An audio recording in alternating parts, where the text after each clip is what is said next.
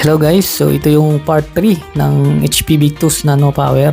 So yung unang part is yung nakita kong sunog na pyesa, pinalitan ko. Then pagkapalit ko, may nakita ulit akong shortage kaya umorder ulit ako ng ibang pyesa na magkatabi sila dyan, magkatabi.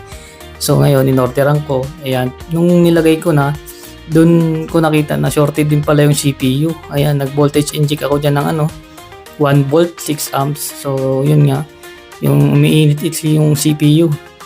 So ganun talaga minsan paldo, minsan abono. So kailangan ng tanggapin. So salamat and God bless.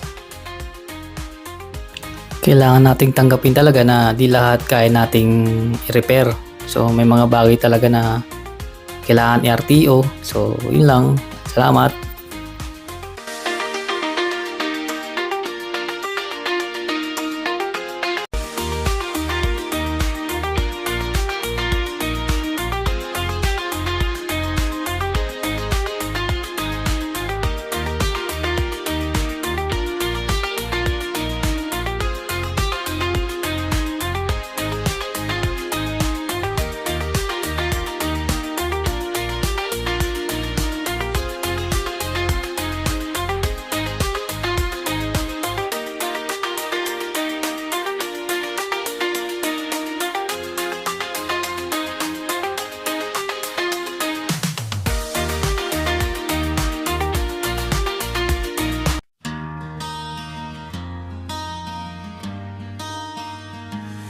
Para na magpa-recover, para na magpa-repair.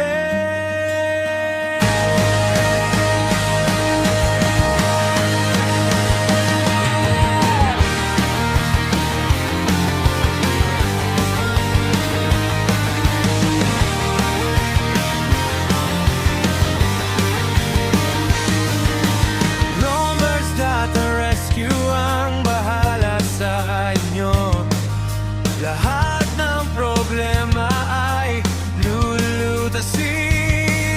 Kaya wag ka nang malungkot, wag ka nang ma-stress. Ang iyong data ay may babalik. Ang inyong cellphone ay pabubuhay muli. Dito lang yan sa Rombes Data Rescue.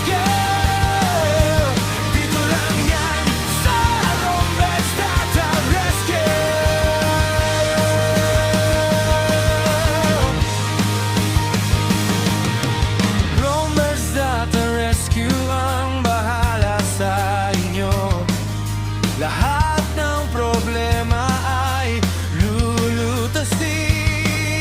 Kaya wag ka nang malungkot, wag ka nang ma-stress. Ang iyong data ay may babalik. Ang inyong cellphone ay mabubuhay muli. Dito lang yan sa Rombes Data Rescue.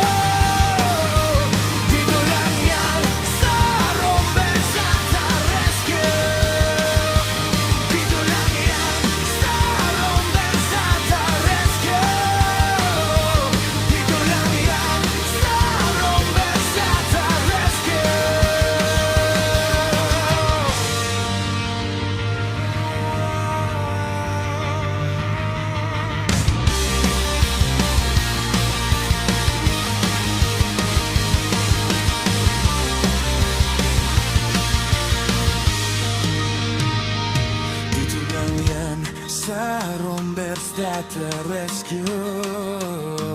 Dito lang yan. Kung hanggang ngayon ay nandito ka pa, maraming salamat sa panonood. Sa part na yan, tapos na ako mag-replace ng IC na shorted. So nung tinest ko siya, no power pa rin, pero may indicator siya na charging, tsaka yun, indicator na charging. Tapos nung nag-diagnose ulit ako, nakita ko na shorted din pala yung CPU. So nung nag-voltage inject ako, yun nga, CPU yung umiinit. So salamat sa panonood. Thank you and God bless.